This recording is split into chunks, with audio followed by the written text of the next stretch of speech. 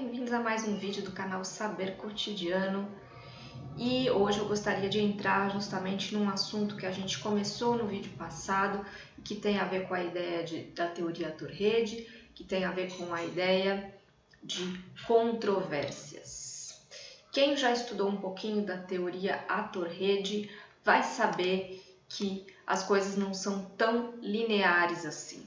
As relações, as conexões, elas são fruto, elas são resultado de uma certa correlação de forças, de uma situação específica da qual participam diferentes entes heterogêneos, não só os humanos, que se consolidam em determinados momentos e geram efeitos específicos. Esses efeitos podem ser desfeitos a qualquer momento, uma vez que a gente desinvista de certas correlações e certas conexões.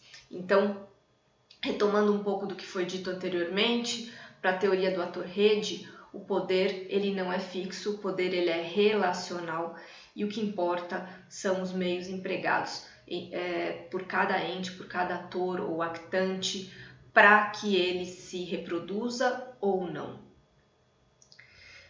Isso não impede que haja contestação, isso não impede que haja controvérsias, né? As controvérsias se iniciam justamente quando se presume, a partir de determinadas evidências, que existe um fenômeno estabelecido, mas que nem todos estão de acordo com ele, de acordo com seus efeitos, sua abrangência e seus limites. Por exemplo, né, vamos entrar no assunto das controvérsias, justamente pegando esse momento que a gente está vivendo, esse momento eleitoral. Se a gente pegar, por exemplo, uma série de evidências, né, isso é muito interessante, né? A teoria de Latour ela permite a gente analisar e pensar várias questões tão cotidianas que até eu fico até emocionada. Porque vamos pegar esse assunto eleitoral, né? Em determinado momento se discute com base em evidências todos os erros, todos os fracassos, todas as questões envolvendo desvios, corrupção, todas as questões ilícitas, todas as questões de caixa preta, digamos assim, todas as questões que foram de alguma maneira ocultadas, mas que vieram à tona, fora a gestão ou má gestão, ausência de gestão durante a pandemia, questões de vacina, enfim, durante 4 anos do último governo a gente vivenciou uma série de questões que foram evidenciadas por diferentes atores, sejam os meios tradicionais, as mídias, sejam as redes, sejam pessoas envolvidas no próprio, os atores envolvidos nessa própria administração, que em determinado momento deixaram de estar envolvidos. A gente tem, a partir daí, a construção de uma narrativa da oposição baseada nessas evidências, né? E a partir daí a gente tem né, a construção, por exemplo, do que representa a candidatura de reeleição do atual presidente, totalmente voltada a essas evidências. E por outro lado, a gente tem uma série de outras evidências do passado, do governo Lula, por exemplo, e dos governos consequentes, né, até o momento do impeachment, que também é cercado de uma série de outros eventos, de depoimentos, de esclarecimentos e tal. Então a gente teria, né, um construto assim, meio que pronto e muito lógico para que os eleitores pudessem fazer as suas escolhas de uma maneira mais bem embasada. Só que há controvérsias. As controvérsias surgem para mostrar que justamente o que aconteceu nos 4 últimos anos parece não ser aceito e legitimado enquanto tal, e justamente o que aconteceu em quase 16 anos do governo do PT, todos os pontos positivos, também como se eles tivessem, não houvesse também uma série de consensos a respeito daí. Bom, por que que isso acontece? No nosso caso atual, a gente pode pensar, poxa, existem uma série de outros atores que a gente não mencionou e que acabaram contribuindo para borrar um pouco desta visão a respeito do que é controverso ou não, né? Por exemplo, uma série de notícias falsas, uma série de construções baseadas em argumentos que não são exatamente lógicos, um apelo a questões morais, desviando o tema, né, principal que precisa ser discutido e apagando da memória uma série de outros elementos. Enfim, haveria aí todo um registro interessante para a gente mapear e cartografar se a gente quisesse puxar essas linhas, esses fios que nos fariam entender por que é que não há um consenso a respeito de quem é o melhor candidato para governar o país atualmente nos próximos 4 anos na presidência, né? E por que que não há? Justamente porque existem essas controvérsias. Então, a ideia das controvérsias dentro da teoria ator-rede, ela entra para mostrar para a gente que é um fenômeno muito complexo que existe na vida coletiva, né? Que são questões que ainda não produziram um determinado consenso e ainda há muita discordância entre os diferentes atores. Né? Se essas questões em determinado momento se estabilizarem, a gente pode dizer que estamos diante de um fenômeno de caixa preta, que é quando a gente pega um consenso, né? Um consenso meio que de algo que realmente se firmou, se legitimou enquanto verdade, e as controvérsias então vão deixar de existir, porque não há mais como ir contra aquele consenso, aquela caixa preta. O que uma série de discursos da oposição, da esquerda, vem tentando fazer é justamente tornar, né, essa narrativa sobre esses últimos 4 anos enquanto uma caixa preta.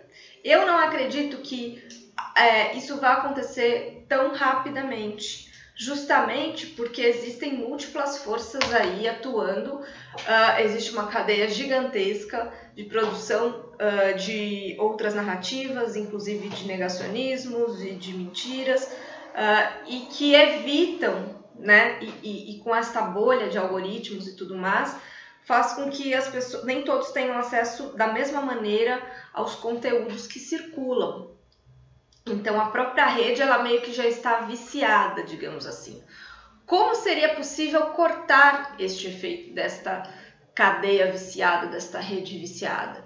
Seria justamente criando outras conexões, cortando uns fios, né? Isso a gente depende de ações de regulação, a gente precisa de ações de realmente que punam as divulgações de falsas notícias, e para além de acontecer, né, uma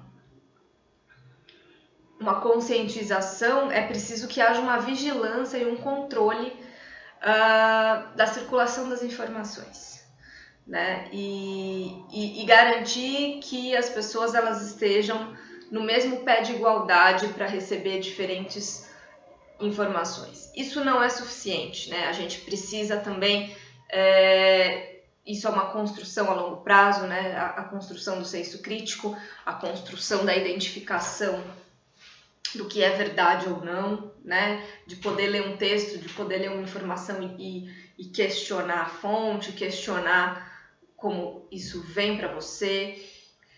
E também tem o papel dos canais oficiais, que por muito tempo deixaram passar mentiras, né? E acabaram caindo também em descrédito eles mesmos, porque com o passar do tempo eles passaram a ser descredibilizados por certas pessoas.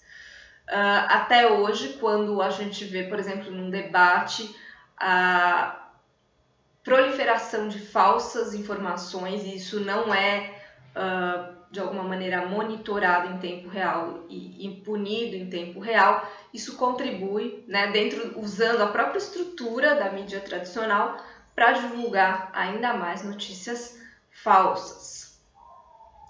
Sendo assim, estamos diante de um grande desafio, né, que não inclui somente o vencer uma eleição, mas constitui a reconstrução de uma grande cadeia, a reconstrução de uma rede de informações, a regulação dessa rede informacional, a vigilância de que tipo de conteúdo circula, né, para evitar, de fato, que se construam locais paralelos, né, de divulgação de informações falsas e que acabam contaminando uma série de outras pessoas que não necessariamente, às quais não necessariamente chegaria essa informação. Uma vez que essa rede já está muito bem estabelecida, é um pouco difícil, em curto prazo, romper com essa barreira, né? Mas a cartografia das controvérsias, ela traz justamente para a gente esse desafio, né? Por que é então que a população está assim? Não é só questão de talvez racionalizar a escolha do eleitor, mas a questão de entender quais as bases, quais os fundamentos que cada cluster, que cada nicho de eleitores se encontra, né, com acesso a quais informações, a quais fontes que esses nichos têm, diálogo com quais referências, com quais valores, com quais discursos esses nichos têm, abertura ou fechamento das suas próprias redes para informações que chegam de outras redes. A gente sabe que tem gente que acaba recebendo informações de vários lados, tem gente que só está fechada em um lado. Então, é isso, né? A cartografia das controvérsias, esse mapeamento, é o que vai ajudar a gente a tornar esse processo mais inteligível. E por mais que a teoria do ator-rede fale que não é uma tentativa desse mapeamento de estabelecer qual grupo está com a razão ou de estabelecer o que a gente chama de verdade, no nosso caso atual, eu acredito que se faça muito importante essa construção do que é realmente, né, de uma vez por todas, com o passar do tempo, a gente encaixote esse consenso, né, do que foi um governo de A e o que foi um governo de B, né, ou o que foi um governo de Lula e Dilma e o que foi um governo de Bolsonaro. Quais foram, né, que mobilizações, que referências, que atos, que eventos, que discursos, que atores que foram mobilizados, né, nesses diferentes governos. E finalmente encaixotar isso, mas isso é um papel para a nossa história, né? Se a gente conseguir atuar a partir de agora em diante, é um papel de construção que vai ajudar nessa construção deste conhecimento, reformular este conhecimento e traçar a trajetória da nossa história política recente. Como fazer isto, né? Existe uma metodologia da teoria ator-rede? É sobre isso que a gente vai falar no vídeo seguinte.